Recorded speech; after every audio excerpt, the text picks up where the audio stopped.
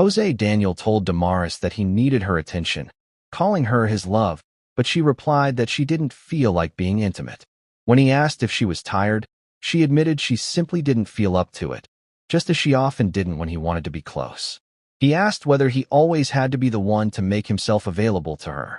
Damaris insisted he misunderstood her, explaining that it had been a long time since they had been together. She urged him to calm down, promising she would ease his frustration. Still, he refused, repeating that he didn't feel like it.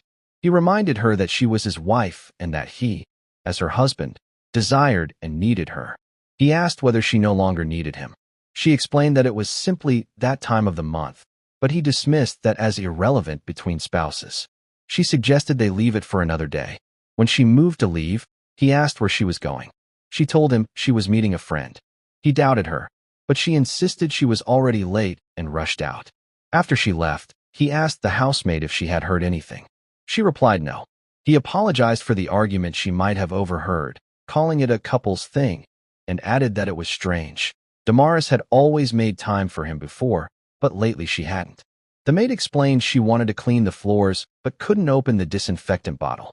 He helped her, and as she walked away, he stopped her to ask about her experience with relationships.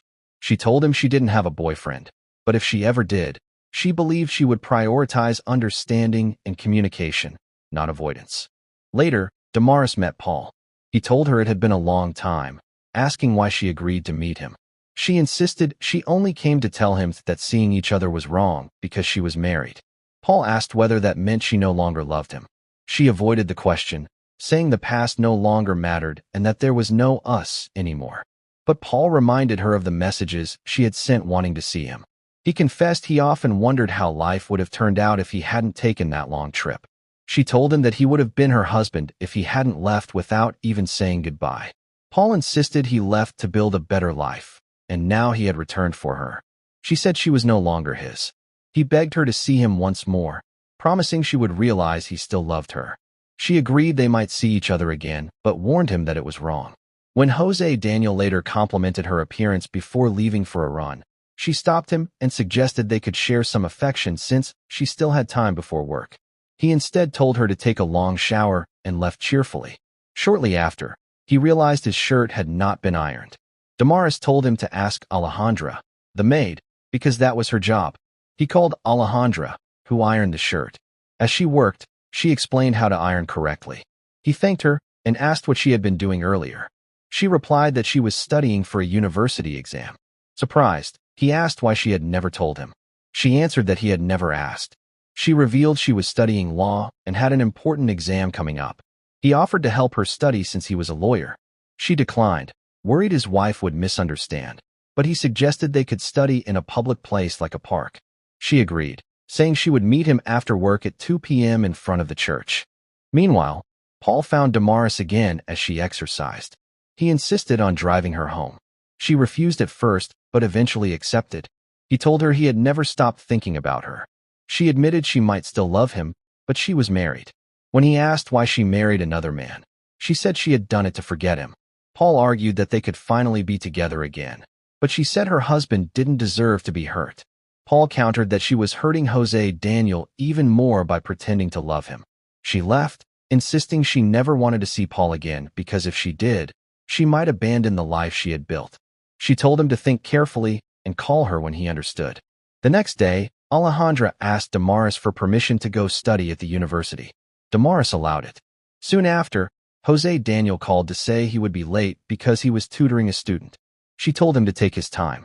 Alejandra later invited him to her home to begin studying. As they worked, he called her beautiful and asked about her boyfriend. She reminded him she didn't have one and that he was married, and her employer. José Daniel admitted he felt his wife no longer loved him, that her spark had faded and so had his.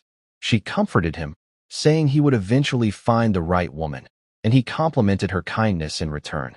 They continued studying, and she encouraged him to stay honest with himself and with his wife, saying he didn't deserve to remain in an unhappy marriage.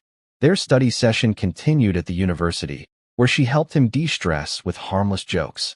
When it began to rain, they moved to the church steps and studied further. Suddenly, Alejandra's boyfriend, Kendo, appeared. Furious and jealous, he confronted her for not answering his messages. She insisted their relationship was over, but he didn't accept it. José Daniel stepped in to protect her.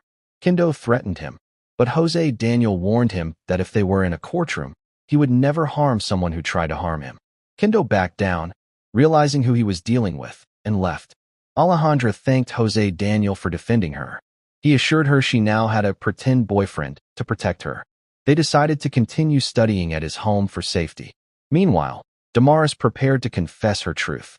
She told Paul that even though it was unfair to her husband, José Daniel had to know. Paul told her it was best for both of them. She sent him away before her husband returned. When José Daniel finally came home, he found Paul there. Damaris said she could explain, but he replied there was nothing to explain, everything was already clear. She apologized, saying she hadn't wanted him to find out that way. He said it didn't matter because he had suspected it. He handed her divorce papers and told her to go be with the man she loved. Alejandra later asked if he was all right. He said he was, and that he now had more time to teach her law, while she could teach him how to iron properly. As time passed, he helped her finish her studies. When she finally became a lawyer, he congratulated her. But she insisted all her success was thanks to him. He corrected her gently, saying it was thanks to her, for giving him the chance to love again. Thank you for watching. Turn on notification and also subscribe for more.